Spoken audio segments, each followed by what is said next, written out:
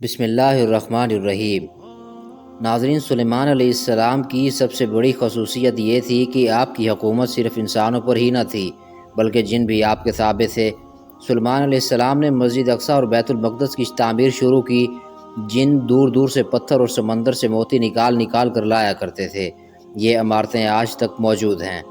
ناظرین، آج کی اس ویڈیو میں ہم حضرت سلیمان علیہ السلام کے بارے میں بات کریں گے، ان کا سلسلہ نسب بھی جانیں گے، اور داؤد علیہ السلام کی طرح اللہ تعالیٰ نے سلیمان علیہ السلام کو بھی بہت سے معجزے عطا کر رکھے تھے، اور اس کے بعد ہیکل سلیمانی کی تعمیر کے بارے میں بھی بات کریں گے، اور آخر میں قرآن و حدیث کی روشنی میں حضرت سلیمان علیہ السلام کی وفات کے بارے میں بھی بات کریں گے۔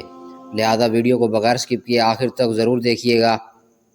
آپ سے گزارش ہے کہ اگر ابھی تک آپ نے ہمارا چینل اسلامز ورلڈ کو سبسکرائب نہیں کیا تو ابھی اسلامز ورلڈ کو سبسکرائب کریں اور ساتھ میں لگے بیل نوٹیفیکیشن بٹن کو بھی دبا دیں تاکہ آنے والی ہر نئی ویڈیو آپ تک بر وقت پہنچتی رہے۔ ناظرین، سلیمان علیہ السلام اللہ تعالیٰ کے برگزیدہ نبی علیہ السلام تھے۔ حضرت سلیمان علیہ السلام داؤد علیہ السلام کے بیٹے تھے۔ سمجھا جاتا ہے کہ انہوں نے متحدہ اسرائیل پر 931 قبل مسیح سے لے کر 970 قبل مسیح تک حکومت کی۔ ان کے بعد ملک اسرائیل کے دو حصے شمالی اور جنوبی ہو گئے۔ حضرت سلیمان علیہ السلام کا سلسلہ نسب یہودا یعنی اولاد یعقوب کے واسطے سے یعقوب سے جا ملتا ہے۔ قرآن پاک میں انہیں اولاد ابراہیم میں شمار کیا گیا ہے۔ سلیمان بن داؤد بن ایشا بن عوید بن عابر بن سلمون بن نحشون بن ایمانزب بن ارم بن حمرون بن فارس بن یہودا بن یعقوب بن اسیاق بن ابراہیم علیہ السلام ہے۔ داؤد علیہ السلام کی طرح اللہ تعالیٰ نے سلیمان علیہ السلام کو بھی بہت سے معجزے عطا کر رکھے تھے۔ آپ علیہ السلام جانوروں کی بولیاں سمجھ لیتے تھے۔ ہوا پر آپ کا قابو تھا۔ آپ کا تخت ہوا میں اڑا کرتا تھا، یعنی صبح اور شام مختلف سمتوں کو ایک ماہ کا فاصلہ طے کر لیا کرتے تھے۔ سلیمان علیہ السلام کی سب سے بڑی خصوصیت یہ تھی کہ آپ کی حکومت صرف انسانوں پر ہی نہ تھی بلکہ جن بھی آپ کے تابع تھے۔ سلیمان علیہ السلام نے مسجد اقصی اور بیت المقدس کی تعمیر شروع کی۔ جن دور دور سے پتھر اور سمندر سے موتی نکال کر لایا کرتے تھے۔ یہ عمارتیں آج تک موجود ہیں۔ اس کے علاوہ آپ نے جنوں سے اور بھی بہت سے کام لیے۔ ایک موقع پر اللہ تعالیٰ نے سلیمان علیہ السلام کو آزمائش میں ڈال دیا۔ آپ کے پاس ایک انگوٹھی تھی جس پر اسم اعظم کندہ تھا۔ اس انگوٹھی کی بدولت آپ جنوں انس پر حکومت کیا کرتے تھے، لیکن وہ انگوٹھی کسی وجہ سے گم ہو گئی اور شیطان کے ہاتھ آ گئی، چنانچہ آپ تخت و سلطنت سے محروم ہو گئے۔ ایک مدت کے بعد وہ انگوٹھی شیطان کے ہاتھ سے دریا میں گر پڑی، جسے ایک مچھلی نے نگل لیا۔ وہ مچھلی سلیمان علیہ السلام نے پکڑ لی۔ جب اس کو چیرا گیا تو انگوٹھی اس کے پیٹ سے مل گئی، اور اسی طرح آپ کو دوبارہ سلطنت اور حکومت مل گئی۔ حالانکہ یہ بات غلط ہے کہ وہ انگوٹھی کی بدولت حکومت کرتے تھے۔ حکومت ان کو اللہ نے اپنے فضل خاص سے دی تھی۔ ناظرین، اب بات کریں گے ہیکل سلیمانی کی تعمیر کے بارے میں کہ ہیکل سلیمانی کی تعمیر حضرت داؤد نے شروع کی تھی، جن کی وفات کے بعد سلیمان علیہ السلام نے اسے مکمل کیا۔ اس کی تعمیر کے لیے بیرون ملک سے معمار بلوائے گئے تھے جو سلیمان علیہ السلام کے غلام نہیں تھے، اور اس کی وجہ سے فری میسن کہلاتے ہیں۔ ہیکل سلیمانی میں انہوں نے سلیمان علیہ السلام کے خزانے کے خفیہ تہہ خانے بھی تعمیر کیے۔ ہیکل کی تعمیر مکمل ہونے کے بعد وہ ملک سے چلے گئے، لیکن یہ راز نسل در نسل اپنی اولادوں کو منتقل کرتے رہے۔ کوئی 2000 سال بعد کچھ مہم جو یروشلم کی اس مقدس عبادت گاہ کے باقی ماندہ کھنڈر تک آئے، بادشاہ وقت سے اجازت نامہ حاصل کیا اور یورپ سے زائرین آنے جانے کی حفاظت کے انتظامات سنبھالے۔ انہوں نے اپنے آباء و اجداد کی فراہم کردہ نشانیوں کی مدد سے ان مقامات کو ڈھونڈ نکالا اور بہت بڑی مقدار میں سونا نکال کر نائٹس ٹیمپلر کی تنظیم بنائی، جس کا ایک حصہ بینکنگ کرتا تھا اور دوسرا حصہ فوجی امور سر انجام دیتا تھا۔ یہ دنیا کی پہلی ملٹی نیشنل کارپوریشن تھی۔ بینکنگ کے امور میں مداخلت کی وجہ سے رومن چرچ ان کا شدید دشمن بن گیا اور پورے یورپ میں نائٹس ٹیمپلر کے خلاف اقدامات کیے جانے لگے، اور 1312 عیسوی کے بعد ان کا خاتمہ ہو گیا۔ دیوار گریا کے پاس زیر زمین تہہ خانوں تک جانے والے کنویں آج بھی موجود ہیں، جسے مضبوط اور شفاف شیشے کی چادر سے ڈھک دیا گیا ہے۔ ناظرین، آخر میں بات کریں گے حضرت سلیمان کی وفات کے بارے میں۔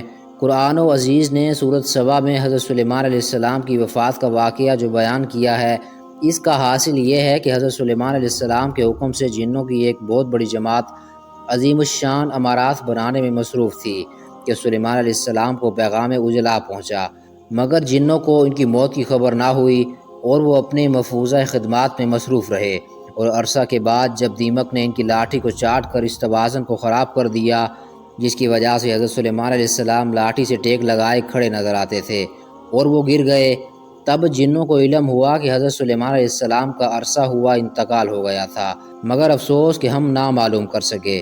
کاش کہ ہم علم غیب رکھتے تو عرصہ تک اس مشقت و محنت میں نہ پڑے رہتے جس میں حضرت سلیمان علیہ السلام کے خوف سے مبتلا رہے۔ اس کے متعلق اللہ تعالیٰ نے قرآن مجید میں ارشاد فرمایا، اور جب ہم نے اس سلیمان کی موت کا فیصلہ کر دیا تو ان جنوں کو اس کی موت کی کسی نے اطلاع نہیں دی مگر دیمک نے جو سلیمان علیہ السلام کی لاٹھی چاٹ رہی تھی، اور جب سلیمان لاٹھی کے توازن خراب ہو جانے سے گر پڑا تو جنوں پر یہ ظاہر ہو گیا کہ وہ غیب کا علم رکھتے ہوتے تو اس سخت و مصیبت میں مبتلا نہ رہتے۔ ناظرین کہتے ہیں کہ جنوں پر یہ راز جب کھلا تو تعبیر مکمل ہو چکی تھی، اس لیے جنوں کو افسوس رہا کہ اگر وہ غیب دان ہوتے تو اس سے بہت پہلے آزاد ہو گئے ہوتے۔ اس مقام پر قرآن عزیز کا مقصد جس طرح حضرت سلیمان علیہ السلام کی وفات کے واقعے کا اظہار ہے، اسی طرح بنی اسرائیل کو ان کی حکامت پر متنبہ کرنا بھی اس کا مقصد ہے کہ ان کے عقیدے کے مطابق اگر جن غیب دان ہوتے تو وہ عرصہ تک حضرت سلیمان کے خوف سے تعمیر بیت المقدس یا کسی دوسرے شہر کی تعمیر کے صعوبتوں میں مبتلا نہ رہتے۔ چنانچہ حضرت سلیمان علیہ السلام کی وفات کا جس صورت ان کو علم ہوا، اس کے بعد خود شیاطین جنوں کو بھی یہ اعتراف کرنا پڑا کہ ہمارا دعویٰ غیب دانی قطعاً غلط ثابت ہوا۔ حضرت سلیمان علیہ السلام کی وفات کے متعلق قرآن عزیز نے اس قدر بتایا، اس سے زیادہ تفصیل نہیں بیان کی، اور نہ اس کے مقصد تبلیغ کے پیش نظر اس کی کوئی ضرورت تھی، لہٰذا ہم کو بھی ان تفصیلات میں کنج و وقاع کی حاجت نہیں ہے۔ حضرت سلیمان علیہ السلام کتنی مدت لاٹھی کے سہارے کھڑے رہے، کس حالت میں کھڑے رہے، یا انس و جن دونوں ہی کو اس کا علم نہیں تھا، یا فقط ان جنوں کو ہی علم نہیں ہوا جو بیت المقدس سے بہت فاصلے پر کسی شہر کی تعمیر میں مشغول تھے۔ البتہ اسرائیلی روایات سے ماخوذ ایک روایت میں ہے کہ جب حضرت سلیمان علیہ السلام کی خدمت میں فرشتہ اوجل نے حاضر ہو کر یہ پیغام سنایا کہ ان کی موت میں چند ساعتیں باقی ہیں، تو انہوں نے یہ سوچ کر کہ کہیں جن تعمیر کو ناقص نہ چھوڑ دیں، فوراً جنوں نے آب گینا کا ایک حجرہ بنایا اور اس میں دروازہ نہیں رکھا اور خود اس کے اندر بند اور لاٹھی کے سہارے کھڑے ہو کر مشغول عبادت ہو گئے، اور اسی حالت میں موت کے فرشتے نے اپنا کام پورا کر لیا۔ تقریباً 1 سال تک حضرت سلیمان علیہ السلام اسی طرح کھڑے رہے اور جن مشغول تعمیر رہے، لیکن جب وہ تعمیر کو مکمل کر کے فارغ ہو گئے تو اب حضرت سلیمان علیہ السلام کی لاٹھی میں دیمک پیدا ہو گئی اور اس نے لاٹھی کو چاٹ کر بے جان کر دیا، اور وہ حضرت سلیمان علیہ السلام کا بوجھ برداشت نہ کر سکی اور حضرت سلیمان علیہ السلام زمین پر گر گئے۔ تب جن سمجھے کہ حضرت سلیمان علیہ السلام کا عرصہ ہوا کہ انتقال ہو گیا اور اپنی نادانی پر افسوس کرنے لگے۔ غرض یہ اور اسی قسم کی روایات ہیں جو اسرائیلیات سے نقل ہو کر اس سلسلہ میں کتب تفسیر میں بیان کی گئی ہیں، اور نقل کرنے کے بعد محققین نے واضح کر دیا ہے کہ ان کی حقیقت کیا ہے۔ ناظرین، تورات میں حضرت سلیمان علیہ السلام کی وفات کا واقعہ اس طرح ہے۔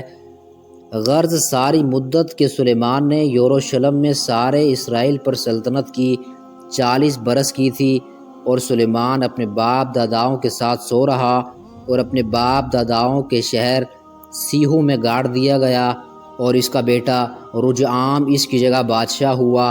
اور قاضی بیضاوی رحمۃ اللہ علیہ نے نقل کیا ہے کہ حضرت سلیمان علیہ السلام کی عمر ابھی 13 سال ہی کی تھی کہ حضرت داؤد علیہ السلام کا انتقال ہو گیا، اور وہ سریر آرائے سلطنت ہوئے اور 53 سال کی عمر میں انتقال فرمایا۔ بیضاوی کا یہ قول غالباً تورات ہی سے ماخوذ ہے۔